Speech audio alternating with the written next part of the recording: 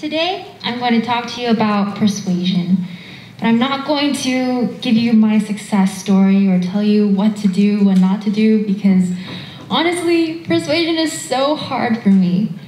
But I've seen so many people being successful at persuasion, and I've seen persuasion and realized some things that I want to share with you all.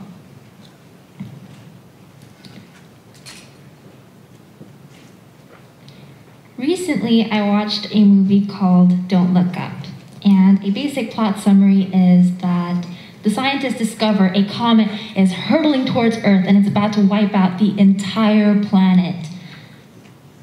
I know, and real chipper plot. But what ends up happening is the government changes its plans, the companies are greedy, the people don't really listen, and so everyone ends up dying. And the movie becomes a comedy, because absolute stupidity is funny. But after watching the movie, I had a question in my head. What if the scientists were more persuasive?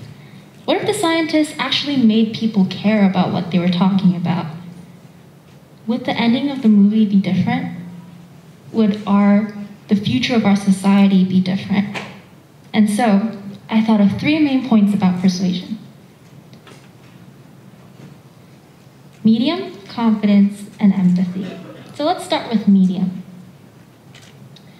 A medium, as I think, is a vessel that you put your words and your message into and spread out like seeds to other people. And so the scientists, the medium that they use is a daily morning newscast called the Daily Rip. But a medium can actually be anything. It could be your body language, the words, the kind of words you use, the projection of your voice, the volume. It could even be the images on your slides. And it often goes overlooked, but in persuasion it's so important because it can determine how well your message is received. Now let's go to confidence.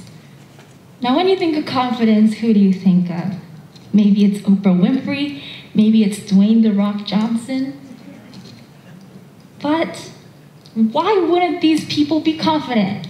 I mean, come on, they have the looks, they have the skill, they have the charisma. And everyone wants to be like this, but this is what I call a New Year's resolution. It's unrealistic. What I think real confidence is, I'll show you a real cool thing.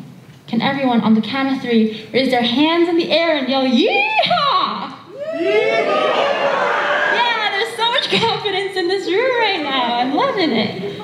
Now, this is what I call confidence because for me, confidence is a kid in the hallways that's really weird but owns up to it. It's the people who can take criticism and actually improve on it. It's the people who can say sorry and actually mean it. Because confidence, real confidence, takes humility. And when you act with humble confidence and act that out in your life, I bet the people watching, they're not really thinking of you as much as they're thinking of themselves. Because everyone hopes to have that humble confidence. And motivation, I think that's persuasion. Now, you might be thinking, okay, so you're talking about how confidence, it's within me, it's only me, not regarding other people. But persuasion is kind of involving other people. You know, you need other people to persuade. And so that's where empathy comes in. So a lot of people think persuasion is like a debate. Like there's a winner and a loser. And when you win, you rub it into the other person's face and say, "Ha, I won." And it feels good. But persuasion is actually about getting people on your team. And when you win and you rub it into their face, and you want them on their team, I don't think they'll be so keen on joining your team if they don't even want to admit that they agree with you. And so, I recently got the opportunity to meet an amazing guy named Dr. Peter Careva, and he is the CEO of the Aquarium of the Pacific.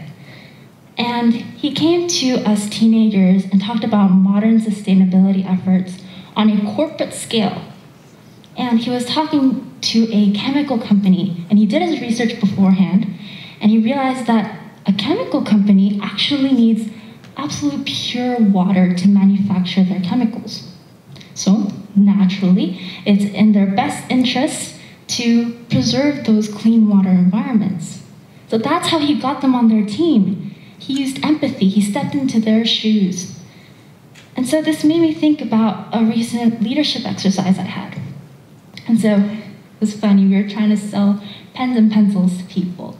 And one person went up and they were talking about all the mechanics of the pencil, all the qualities, how if you push the top and lead comes out and it doesn't break easily and all that kind of stuff. But I wasn't really sold on buying it. And I was wondering why, but I realized, oh, I wasn't in the picture. It was all about the pencil. But the next person went, and they said, okay, I know this might look like a common pencil, but have you ever lost your pencil in your pencil case? Or it rolled under the sofa and you couldn't find it? Well, you'll never lose this one because it's neon blue. And I was sold. I wanted to buy that pencil because suddenly I'm in the picture. You see, when you're persuading someone, when you're persuading the audience, you want to include the audience into your picture. So, I talked about medium, confidence, empathy. But a lot of the world, when they look at you, they're stepping back, they're indifferent. They're saying, make me care. That can be really intimidating sometimes. But when we bring it to a human level, when we approach them by stepping into their shoes, we can persuade them, we can plant seeds, we can change a society, we can save the world. And we can make them care. Make them care. Thank you.